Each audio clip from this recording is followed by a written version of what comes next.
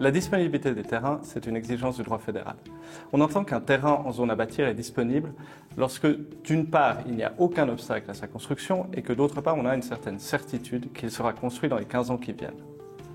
Le but de la disponibilité des terrains, c'est d'éviter la thésaurisation du sol, c'est-à-dire d'éviter que des propriétaires conservent des terrains en zone à bâtir sans les construire, ce qui conduit à un mitage important du territoire.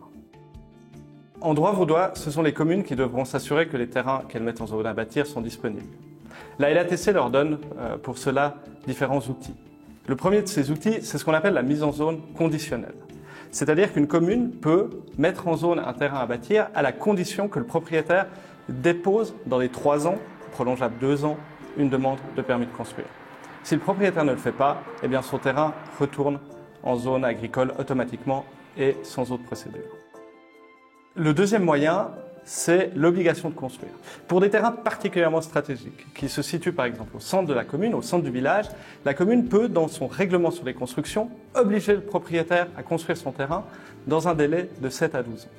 Si le propriétaire ne le fait pas, la commune a la faculté soit de dézoner le terrain, soit de mettre un impôt d'1% de la valeur fiscale à charge du propriétaire. Cet impôt, par la suite, augmentera d'année en année jusqu'à un plafond de 5% de la valeur fiscale.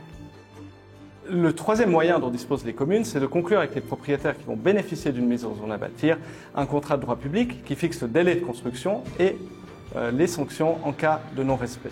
Dorénavant, avec l'entrée en vigueur de la LATC révisée, les communes devront expliquer dans leur rapport 47 OAT comment elles envisagent de mettre en œuvre la disponibilité des terrains. On précise que c'est une exigence du droit fédéral et que les plans ne pourront pas être approuvés s'ils ne la respectent pas.